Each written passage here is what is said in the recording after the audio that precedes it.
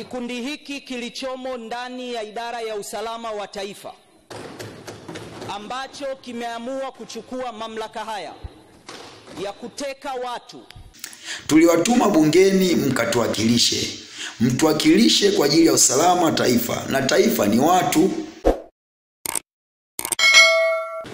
Na zipo taarifa, Mheshimiwa Naibu Spika, ambazo binafsi nimezipokea kutoka kwa baadhi ya mawaziri wakinitahadharisha mimi binafsi kwamba Bashe, kuwa makini, wewe ni mmoja kati ya wabunge 11 ambao wamewekwa katika listi, mkikaa barabarani vibaya mnaweza kupoteza maisha yenu.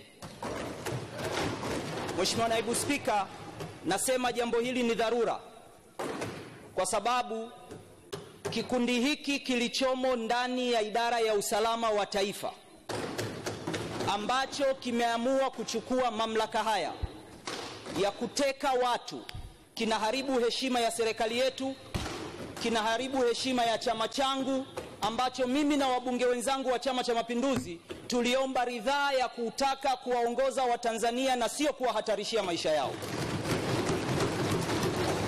Kwa hiyo ninaomba Mheshimiwa Naibu Spika uruhusu jambo hili tulijadili kama bunge, na ikikupendeza bunge hili liunde komiti maalum ya kuweza kuchunguza jambo hili linaloendelea katika nchi yetu, ama kuiagiza kamati ya usalama na mambo ya nje ya bunge hili iweze kufanya kazi yake na kutuletea taarifa kwa ajili ya usalama wa wananchi wa nchi hii. Hali ya nchi sio salama, Watanzania wanataharuki, Watanzania wanajadili mambo haya katika mitandao, na there is no statement ya hope kutoka serikalini. Naam, Bwana Yesu asifiwe. Niweze kukumbusha kwa wabunge, viongozi ambao tumewapa dhamana ya kutuwakilisha wananchi. Nchi nzima, wananchi wote tusingeweza kukaa bungeni kwa ajili ya kujadili mambo ya taifa au namna gani tutaweza kuendesha taifa, lakini tukasema tuwatume wachache watatuwakilisha kwenye majimbo yetu.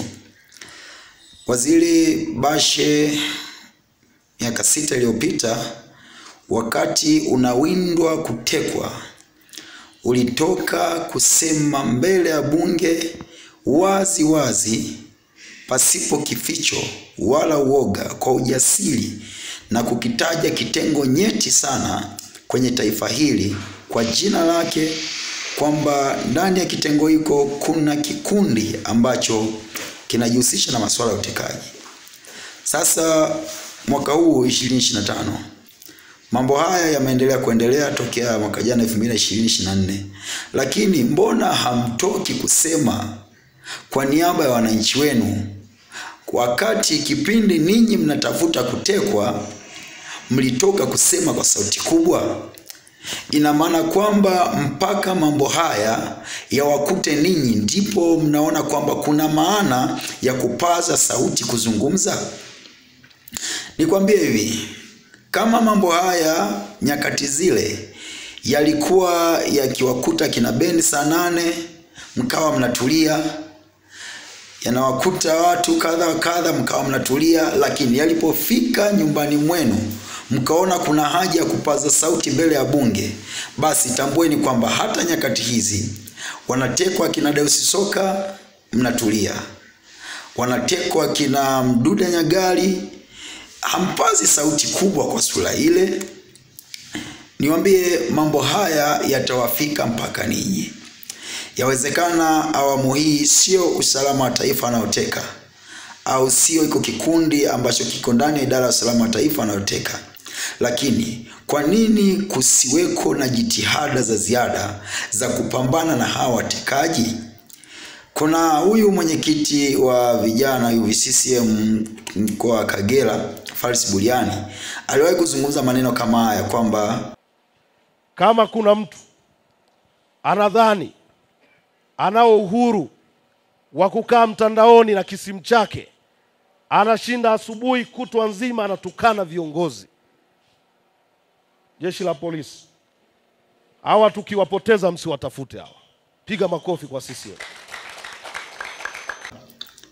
Sasa watu kama hawa, ninyi ndugu zetu wabunge, wawakilishi wetu, mnafanyaje kudili na watu wa namna hii waweze kuwa ndio watu wa kwanza kusaidia katika upelelezi? Au mambo hayo mnayabariki? Au mnaona kwamba hayatawafika ninyi? Niwaambie, watamaliza wote, watarudi kwenu. Yamkini wakifika na kwenu mtaanza kuinua sauti. Tuliwatuma bungeni mkatuwakilishe. Mtuwakilishe kwa ajili ya usalama wa taifa, na taifa ni watu. Kama taifa ni watu, usalama wa watu ndio usalama wa taifa. Sasa kama watu wanauawa, huo usalama wa taifa uko wapi?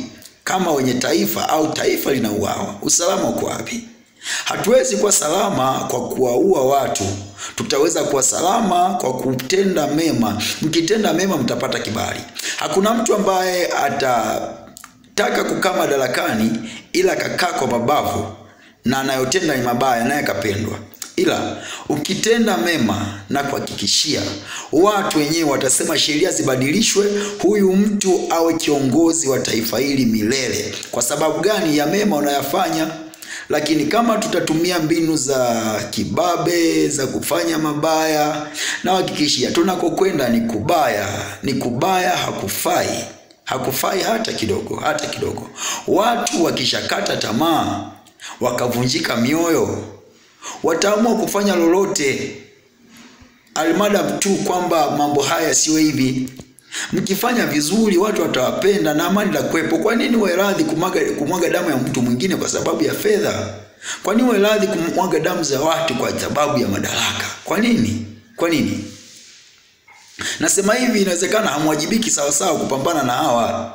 Ina maana wewe uko radhi kutetea cheo chako, lakini usipambane na wahalifu. Wewe unakuwa unamjua anayehusika na mambo hayo, hivyo unakuwa unaogopa kwamba kibarua changu kinaweza kaota nyasi nikipambana na vitu vya namna hii. Mimi niwaambie, Mungu mhukumu wa haki anakuja, atamlipa kila mtu sasa na kazi yake. Kila mmoja kwenye wajibu wake, kwenye nafasi yake, atakulipa sasa na matendo yako. Uwe na wakati mwema. Mungu ajua, naye hata nyamaza hata mwisho. Amen.